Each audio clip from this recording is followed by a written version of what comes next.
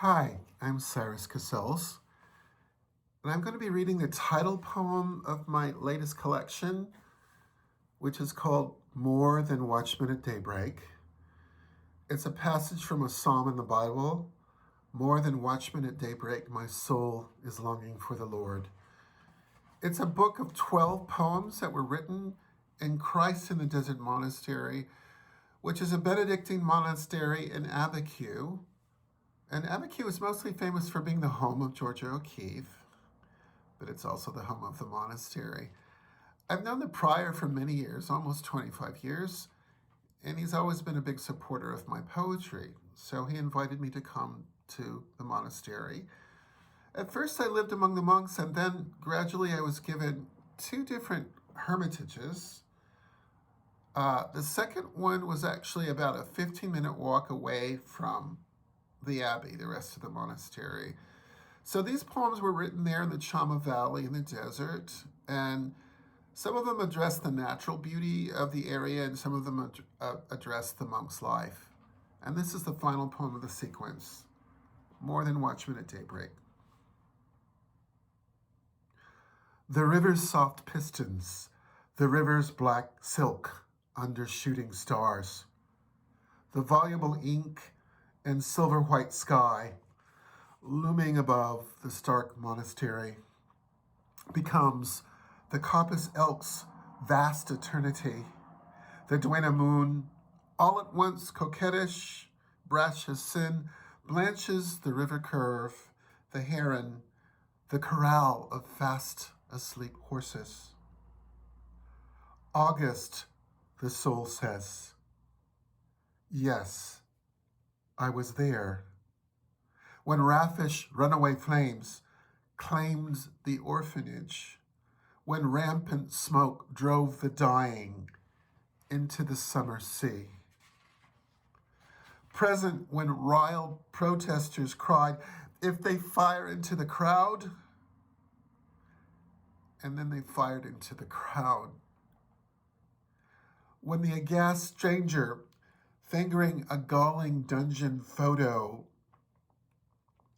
asked, what kind of God would allow that? More than fleet querying owls, more than night-long watchmen, born wide awake and dying, I confess, not even this wondrous colossus of shooting stars, the extravagant earth's countless beauties, seems capable of quenching this lust, this innermost hunger for return. Incensed and restive in this desert monastery, thirsty, fallible, but not yet resigned, full of questions and parrying. Lord Buddha, God of Abraham, from wolf's hour to blue hour to burgeoning dawn.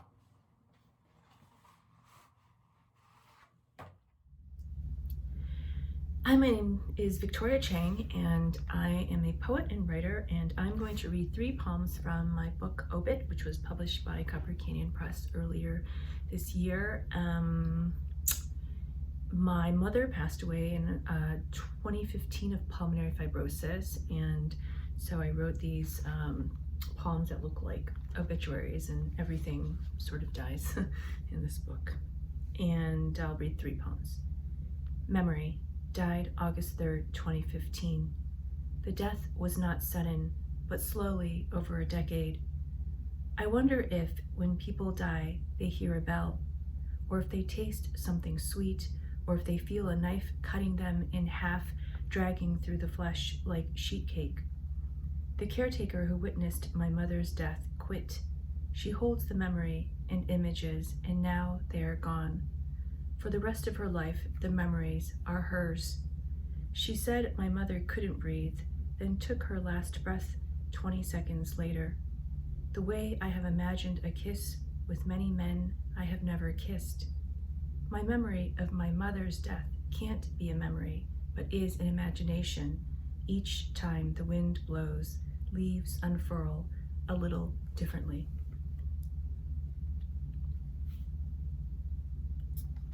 This one is called The Future. The future died on June 24th, 2009. A pioneering figure in the past, the future was the president of the present. You are sitting, but the future wants your chair. She is demanding. She is not interested in the spine, but what it holds up. She is interested in award ceremonies. She is interested in fallen petals that look like medals. She is interested in anything with the word track in it. Tenure track, deer tracks, track suits. But she doesn't want you to get sidetracked or to backtrack. The future can be thrown away by the privileged, but sometimes she just suddenly dies, the way the second person dies when a mother dies, reborn as third person, as my mother. The way grief is really about future absence, the way the future closes its offices when a mother dies. What's left? A hole in the ground, the size of violence. I'll read one more. This one is based on a prompt that was given me from the people who are at terrain.org, Derek Sheffield, who was publishing all these Dear America poems and asked me to write an obit poem to America. America died on February 14th, 2018, and my dead mother doesn't know. Since her death, America has died a series of small deaths, each one less precise than the next. My tears are now shaped like hooks, but my heart is damp still. If it is lucky, it is in the middle of its beats. The unlucky dead children hold telegrams they must hand to a woman at a desk. The woman will collect their belongings and shadows. My dead mother asks each of these children if they know me, have seen me, how tall my children are now. They will tell her that they once lived in Florida, not California. She will see the child with a hole in his head.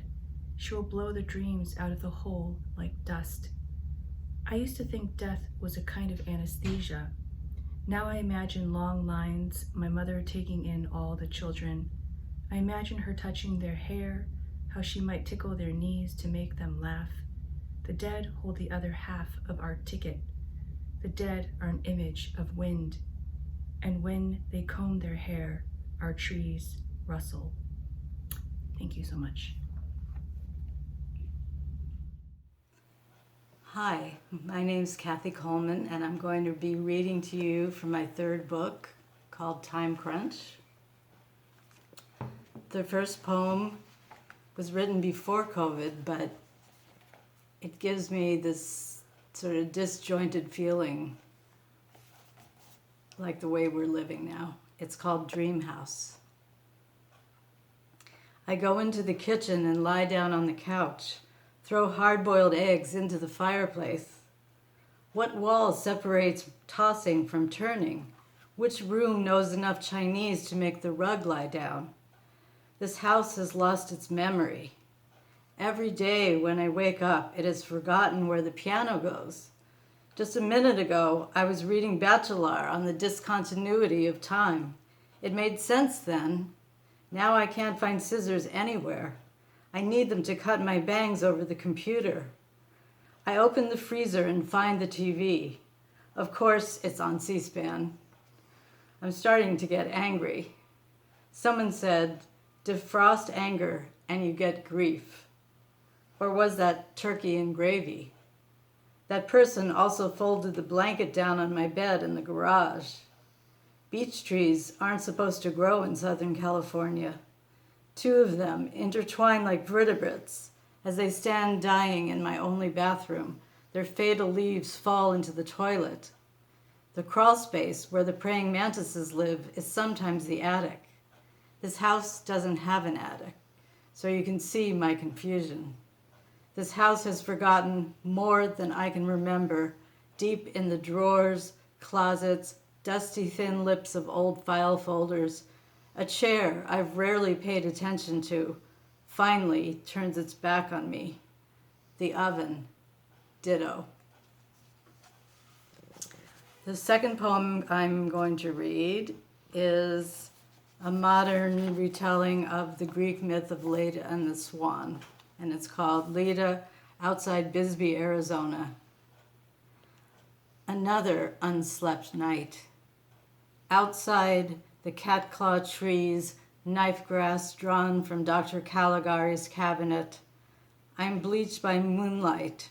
I cover myself with the autobiography of a frayed blanket, dissonant wind chimes, mother's faraway sea voice. Nothing works, so I go back to the bar where he still sits clutching Gold Rush brew. Nothing between us except his salt breath. A large man, like a chunk of broken off mountain. And suddenly, we're in the weeds. He wants me to be nothing, his nothing, just like my father did. He wants me like that, prime numbered and factored out, wearing infinity's clothes. He enters me rutting, his weight pinning me as if gravity gave him an extra dose. I dig my nails into the hard winter of his back, bite his leathery shoulder. Then he's gone as I lie under the neon sign, vacancy. I strip off to burrow into my bed, the stirred up dark like river dirt in a storm, rolling over and over, writhing with nearly visible snakes, when daybreak forces itself into my eyes, and I pull another feather from my mouth. The last poem I'm going to read is from a series that tethers the book together about my favorite writers, artists, painters, etc. And it's called The Last Time I Saw Rainer Maria Rilke. You go back there when you can, to the field struck bright as if born from fire. The rest of trees, grass, sky, still and cool as a finished puzzle. The secret self not yet ravaged. This is where you find him. But mostly you have lived like an eternal expatriate from the country of belonging, to put aside one's own name like a broken toy. There's a vertigo that passes for illumination, electromagnetic addiction. He never knew this, the bridle that keeps you from straying all the way to the errancy, flight, and the coming on of clouds, the clear air that should be your birthright. But after you lift your fingers from the most unmusical of keys, you know you need him more than ever. You go back there as soon as you can, to the field where the rain ticks on the loosened grass like the strings pizzicato. Part of you wanting to stay, part of you called back to this reckless world. Remember the true earth with its messages you read through the soles of your feet when spring burgeoned there? And now things conspire to tell us nothing, half in shame, half in unspoken hope, that we still might rescue them, like the violin he heard from a window, giving itself to someone. Thank you.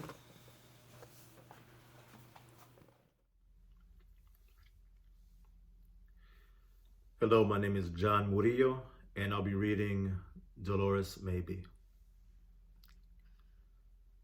I've never spoken to anyone about this until now, until you. I slept once in a field beyond the riverbank, a flock of nightjars watching over me. That was the summer a farmer found his daughter hanging in the hayloft and wished for the first time he had not touched her so. I wish I could say we were close, the girl and I mean, but only knew her to wave hello and walked her once halfway up the road before turning finally into my grandmother's yard.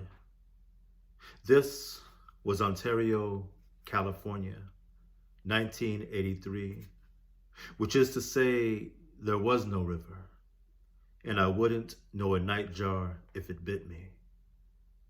But the girl, was real.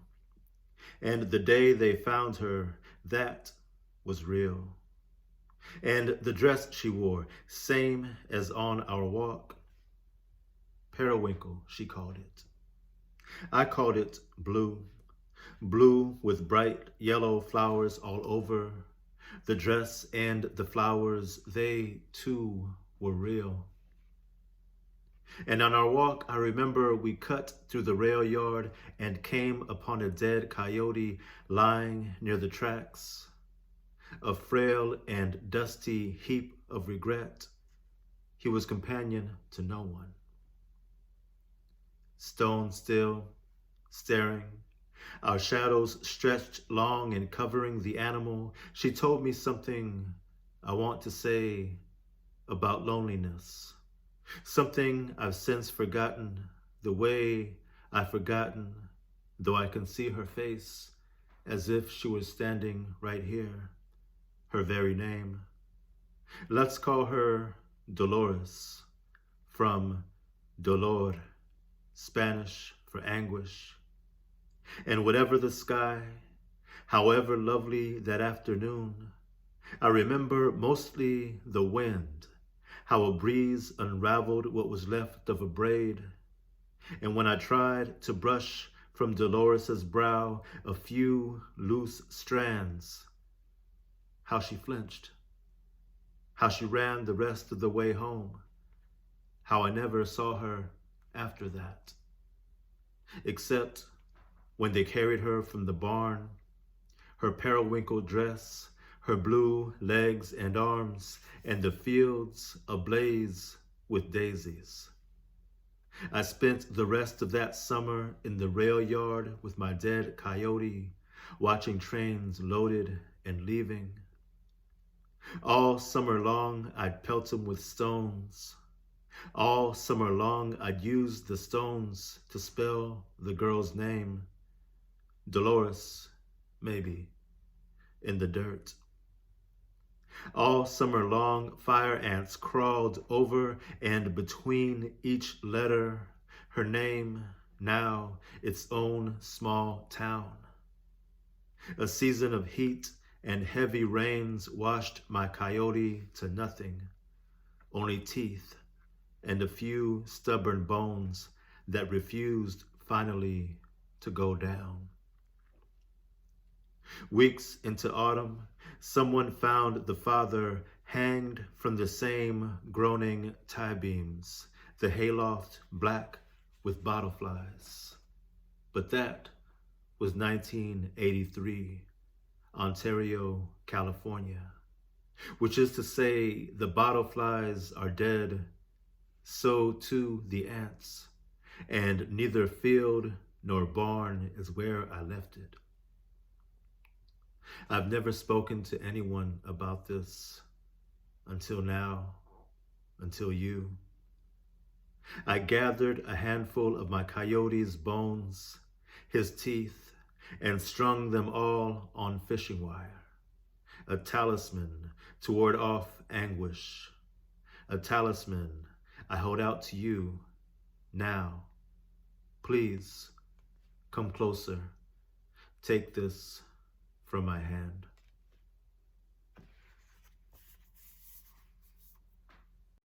Hi, I'm Aimee Nezhukumatathil, and I'm going to read a poem to you that tries to answer the question, one of the most popular questions I get when I visit high schoolers. And the question is the title, and it goes, "Are all the breakups in your poems real?"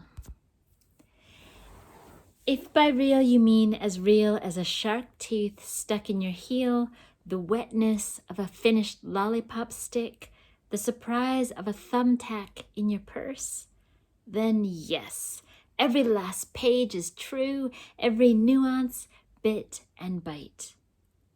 Wait, I have made them up, all of them, and when I say I am married, it means I married all of them, a whole neighborhood of past loves. Can you imagine the number of bouquets, how many slices of cake? Even now, my husband's plan a great meal for us. One chops up some parsley, one stirs a bubbling pot on the stove, one changes the baby, and one sleeps in a fat chair. One flips through the newspaper, another whistles while he shaves in the shower, and every single one of them wonders what time I am coming home. Summer Haibun. To everything there is a season of parrots. Instead of feathers, we search the sky for meteors on our last night. Salamanders use the stars to find their way home.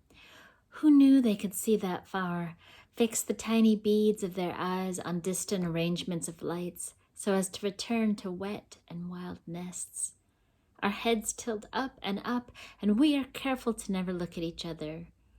You were born on a day of peaches splitting from so much rain and the slick smell of fresh tar and asphalt pushed over a cracked parking lot. You were strong enough, even as a baby, to clutch a fistful of thistle and the sun himself was proud to light up your teeth when they first swelled and pushed up from your gums.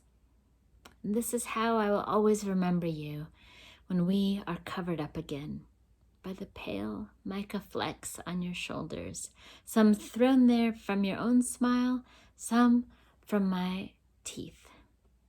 There are not enough jam jars to can the summer sky at night. I want to spread those little meteors on a hunk of still warm bread this winter.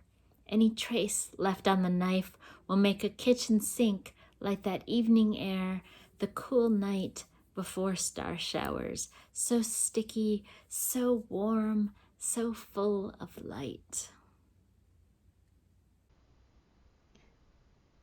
Hi, this is Nickole Brown from Asheville, North Carolina, and I have for you today just one poem.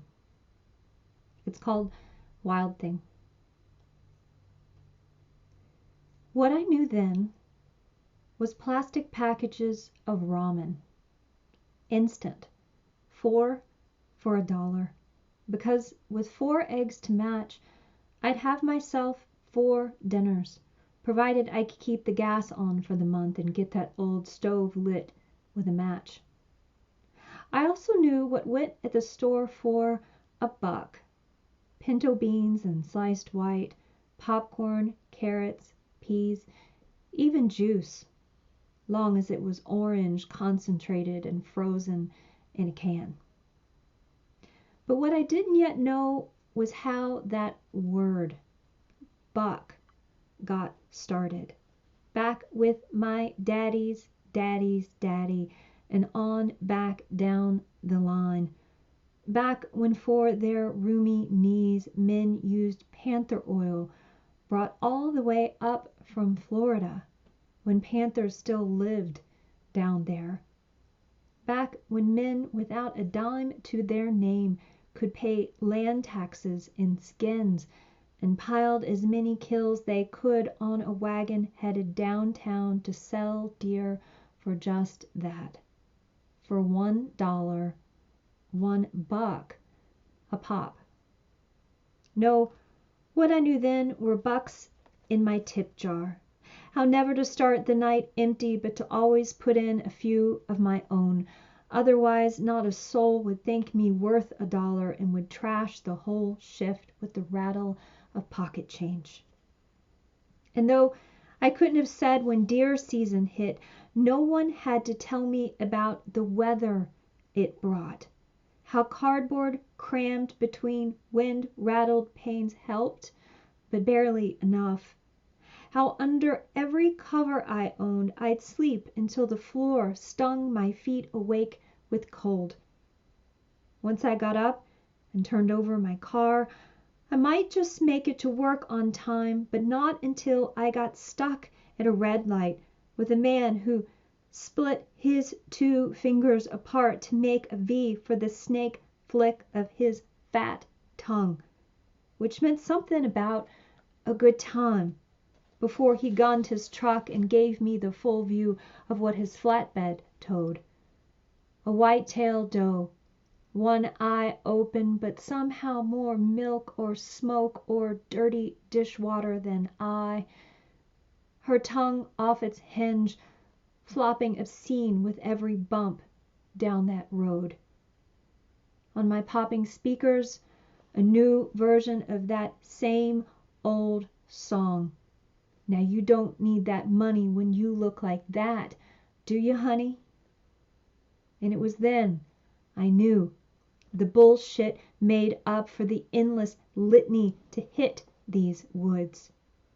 All those floods that scrubbed the babes from their burrows, lifting their pink writhing to a flotsam of rot, or else a rage of flames to crowd those same holes with natural-born enemies. Snakes huddled alongside a scorched blister of mice and turtles nearly cooked in their own shells, and everybody saying wild things could care for themselves and always knew what to do, how to seek higher ground and survive. But really, believing that made me just another fool in this world, mistaking the happiness of looking at a pretty wild thing with the happiness that thing feels. Put another way, I was once young and terribly pretty, and gripped the wheel white, felt the rip in the vinyl seat rub the part of my leg raw where my skirt didn't cover. I shut off my radio. In the silence was the talk of men I'd heard all my life. The bumper stickers that read, "Show me your rack," or "Chasin' white tail." All the old jokes. That buck not dead, but put down for his dirt nap, and itchin' for a mount. That doe not female, but a slick head, hot and ready for the rut. All those not shot, but taken in peak season in sweet, sweet November. Put another way, I was almost on empty, and though no one believed it or cared to see, I was just another animal. And like all animals desired, we would suffer. My name is Sara Borjas. I'll be reading a few poems. Imagine variation of order. I've made my coffee to every man's liking, and still they leave shreds of themselves in this house. I find the toilet paper backwards on the roll. Hot Cheetos crushed in an unmade bed. I tiptoe through. I count the half-empty glasses of water on the counter. Little hair stuck on the bathroom floor. I flirt with men at Old Dubliner over a glass of foggy beer, and they ignore what I say. I am the house. My breath is breeze like dewars, slapping the shutters around, the wasted cups, the sheets covered in crumbs, the hair apostrophing my days, clutter I cannot overlook. I flap like a field mouse caught underneath the trap. My parents, the blueprint chicanismo, proposed to me. I am their chore list. The coffee spilt, the crumbs scattered all over the floor. I resent every word from a man's mouth until he confesses to loving me, until he feels guilty for it. I open the door to each room, hoping the floor is swept, the window is whole, expecting to find a man on his knees, adoring me, as I put countless cups away.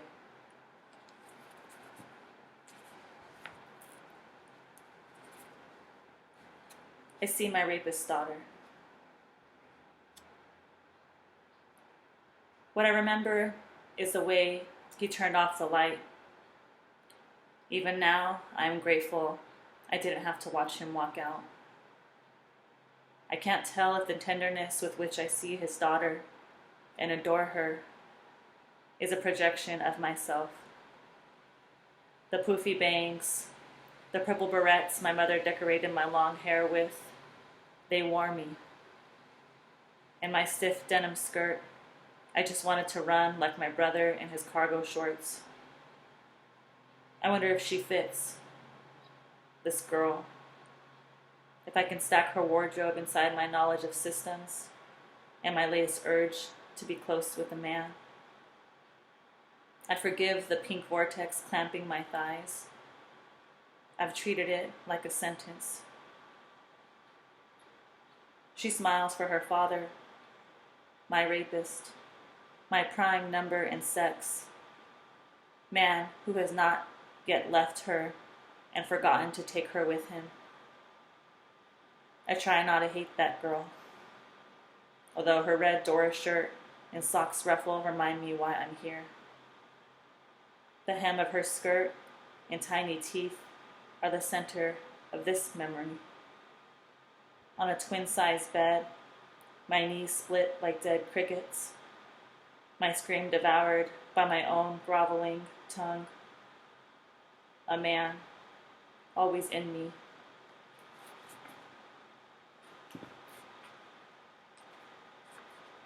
Singularity. Noun, the center of a black hole. If we understand love as a singularity, the point of ultimate implosion at which its function takes on infinite value, there are no limits to what it can do to us. My mother from my father, denying his promise to take her, finally, on their honeymoon. Me from my brother, warning me to stay away from particular boys at our high school. My sister turning from my criticism, trying to make herself a better version of me. As we pass the embankment near the Air Force Base, where the young soldier crashed, my brother says, the branch took the side of his skull off. He apologizes for crying in his camo, in daylight, boots on. We cannot know the remarkable velocity at which we pull each other, tear at individuation, until the distance between us curves and no one is themselves. It is almost like killing each other. I have become exceptional in talking probability away with words like not true, not possible, you'll see, from my sister's big mind. If you slice space-time up like an apple, each slice is still a three-dimensional instance in a house. It's not that I do not love my brother or sister. It's that I cannot share the secrets our mother told me about needing love. I cannot give them the scent of oak moss our dad smelled like coming home certain nights. I cannot give them the night I spent with two boys and able to move in a trailer. Unless nature breaks its own rules, we cannot talk about how nature breaks its own rules. When I say, don't be a pussy, stop crying, I mean I can't believe this is somehow not my fault. Can I still be your sister if I don't pull this hard? Nothing in the universe has ever been singular. In the center, everything breaks. Anything less is unacceptable. Over the phone after a fight with my father, my mother crying says, I don't want to die like this. Hi, this is Jessica Jacobs reading to you from Take Me With You Wherever You're Going, a collection of poems exploring the complexities of love and long-term commitment. And I'm going to start with one of those complexities, which is how often love can help us gauge the distance, often the large distance, between who we are and who we would like to be. A question to ask once the honeymoon is over. Big around as my bike helmet and high as my ankle, the box turtle was halfway from my side of the road to the other. The warm sun felt delicious my legs strong, and it was almost to the center line. I hadn't been passed by a car for miles. Figuring if it was still there, I'd pick it up on the way back. I cycled past. Years before, the woman across the street was shaped like that turtle, or more like a toadstool, really, squat bell of a body atop the thin stalks of her legs, milky and bare beneath her frayed black house dress. It hurt her to move, clear even from my second-story window. So she brought her trash out in increments, in small bursting grocery bags. She tossed each out the door onto the porch, then nudged them one step to the next before easing carefully, painfully, herself down, a step at a time. Then she towed them finally, slowly, into a crumpled heap at the curb. I left my window to help, then took her trash out every week after. That story. I hadn't yet told it to my wife, had I? But there was the turnaround, quicker than expected, and I spun to find a beat-down bus trailed by all the fuming cars that hadn't passed me. Steadying my handlebars against the wind, I rode back hard, dodging around crushed squirrels and tire-splayed birds. The turtle was just where I'd left it, but with the top of its shell torn away.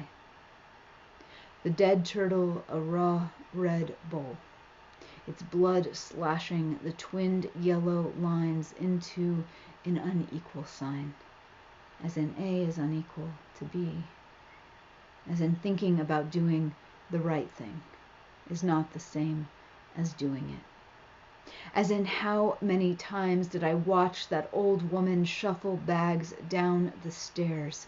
Really, how many? Before I went from watching to helping. As in, with my wife beside me, I am the woman who does not hesitate to lay down her bike and give a small life safe passage. As in, I bike slowly home, told no one. As in, will she love me less when she learns I am not equal to the person I am when she is watching? And I'm gonna end with a poem of joy, because I think we need a lot more of that these days. Because you waited for me to fly your first kite. Let our love be this clutch of dogs off leash, the preen and posture, snort and snuffle of saying I smell you and therefore know you. The rolling on the backs and bearing of the bellies and the tails, an exaltation of metronomes, keeping time for their joy. If this summer is a body, let me be its tongue, tasting the green tang of the spittlebug nests, foaming the oat grass, the iron of this good dirt. A tongue to lick the salt from your upper lip, the rosary of sweat risen on your chest. A tongue to tap the top teeth and suck back like a wave whose tide rolls out through lips pursed as though for a kiss. Listen again. Thank you. As in, thank you, please. Let me be this kite lifting from your hands. Ruffled nylon paradise bird with its taut spine and crossbar, the pop of its ripstop sails, snap of its translucent tails. Give me the grand view. Whitewater and mountains, but mostly of you. Head thrown back, face to the sun, holding my trace line, tethered to you always, responding to the slightest tick of your fingertips. Let me be a kite that trusts itself to the sky. Yes, gravity is inevitable as death. But why let that desecrate even a moment of this flight? Thank you. Be well. Hi, my name is Megan Fernandes. I'm going to be reading you some poems today from my book Good Boys, which came out from Tin House in February. I'm going to read this first poem called nukemap.com about a website that lists the entire world's nuclear arsenal. And you can sort of detonate them virtually. And it was sort of just this dark moment of thinking about nuclear warfare. And I thought, what a great first poem to read. Nukemap.com. It is 2:37 a.m. and I make myself eat an apple while on the laptop Alec Baldwin is hosting Match Game, an experiment in the ageless art of game show hosting like Orange Light diving back into the 70s. In an open tab, I am dropping nukes on New York City to watch the airburst swell into a new species of hydrogen fruit. I do this over and over until each bomb becomes a sun that you detonate virtually into the night. Davy Crockett and Little Boy, Fat Man and Ivy Mike, Gadget, Castle Bravo, and Tsar Bomba. All of the bombs are named for boys with fathers from Pakistan and Russia, Sly America, or the green sea waters of a Korean dream. Some of the really bad nukes only have numbers and are unnameable, like B-83, because you can't name something that can kill 1.8 million people, even if you are its mother. You detonate the bomb and listen to Gravity Rides Everything.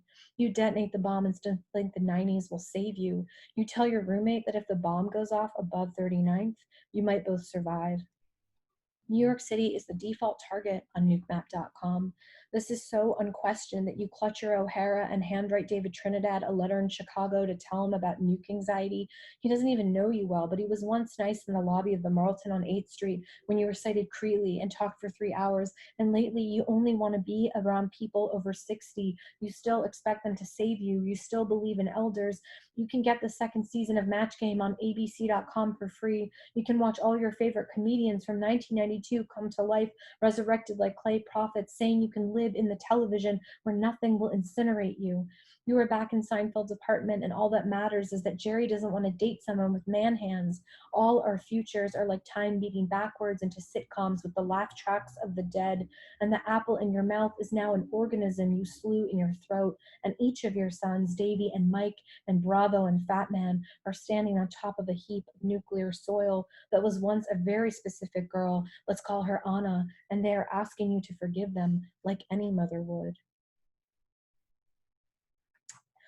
The second poem's called Why We Drink, and it's for my friend Malik. I tell Malik I'm gonna stop. I tell him I do it because I am sad and because someone was mean to me at a lecture after 5 men spoke during the Q&A. So I said something finally about energy and petrocultures, and did the infrastructure of the moon landing just look like the oil fields of Alberta? And some older Italian man said no, said I was projecting, as if projection were not interpretation, but it was in front of a lot of people. And what was the point of all my degrees and giving up a decade of my life to school if I could be so easily humiliated? And maybe I shouldn't have worn jeans shredded at my thighs or that navy sweater sleeves blooming with moth holes. But if these are our left institutions, if these are the men on our side, I said, then of course I am going to drink. Malik tells me you can't quit before 35 because you're not going to stay quit, and something about me trusts him because he was at the era and back when it was the era and back in the old New York, and he tells me I'm the new New York, and I don't even know how to tell him that I'm not even that. I say humiliation is like the nausea of childhood with those delayed epiphanies. I hate the violence of insight. The lesson is always how someone is ugly or dishonest, the shortcomings that could build a civilization and then did. Malik is not even so much older, 40-something, but there have been many Maliks, and therefore he claims ancientness. He says it's all real, his parents and those men, and yes, even the feeble species. He keeps a notebook and writes down all the great Irish bits spiraling out of Helen's mouth at dinner. He sits cross-legged on a pillow, cradles lemons and snacks on pickle, waxes poetic while he assesses the spice level of a green Peruvian sauce I make, which he ranks only a 3 for spice, but insists it is a 10 in taste because he knows I am fragile. He does impressions of nutritionists and people who get jazzed about gym memberships, but I know, though we are laughing, that he is really sad that this is the theater of his multitasking, that the corruptions are multiplying faster than our jokes, so we become creatures who can slip through dimensions, our times thick with simultaneity, so ready we are to be brutalized many times a day, even with laughter. Malik says maybe it's time to leave New York. He can tell we're all getting tilted there, and by that, he means becoming products paralyzed by false moonlight in the streets. I tell Malik I drink because I am tired and because they hate us anyways, and we are outside while others smoke at the opening of the Red Wheelbarrow in Paris, and I'm wearing a polka dot dress, and I forgot to put on a bra this morning, and it is freezing, and I see myself, the mess of my complaints and temperatures, the way I'm not making any sense these days. He says yes, and yes, and yes. He keeps saying it's all okay, all real, tells me to turn my insights into continents, into paintings, get sloppy, delicate, be a feral amateur. When I get back to New York, he's the only one I still talk to on the regular. He says, listen to this and read this. And his brain is so addicted to joy. And we both get nominated for a prize in the same week. And it works. It really does work. The way his spirit skims octaves across the ocean into my heart, into this poem. The way he said, my Jesus here, now that I'm 33, is going to reveal something about me, which it just did. And do you know, this time the revelation didn't hurt so much, which is what Malik might call aging, a process not nearly as dire as they want you to believe. Thank you for spending some time with me and my book, Good Boys, and thank you for the opportunity to read. Bye. I'm Jane Hirshfield. I'm reading to you from the hem of Mount Tamalpais in the San Francisco Bay Area. Thank you, Elena and Quentin, for hosting this event. I'm going to read two poems from the book Ledger, which came out this spring on exactly the day, March 10th, when, for those of us who live in the United States, the old world of regular events suddenly vanished. Day beginning with seeing the International Space Station and a full moon over the Gulf of Mexico and all its invisible fishes. None of this had to happen. Not Florida, not the ibis's beak, not water, not the horseshoe crab's empty body, and not the living starfish. Evolution might have turned left at the corner and gone down another street entirely. The asteroid might have missed. The seams of limestone need not have been susceptible to sand and mangroves. The radio might have found a different music. The hips of one man and the hips of another might have stood beside each other on a bus in Aleppo and recognized themselves as long-lost brothers. The key could have broken off in the lock, and the nail can refused its lid. I might have been the fish the brown pelican swallowed. You might have been the way the moon kept not setting long after we thought it would, long after the sun was catching inside the low wave curls coming in at a certain angle. The light might not have been eaten again by its moving.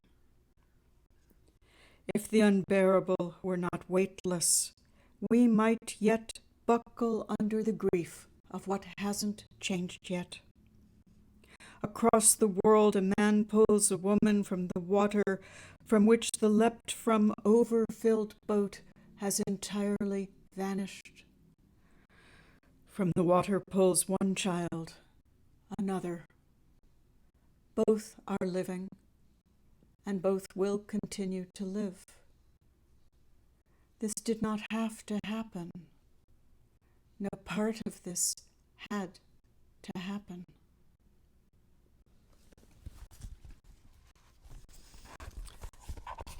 For the second poem I am going to read you, I've chosen one that was written on the 5th day of the current administration, harrowingly prescient of the time we find ourselves living in today as I record this.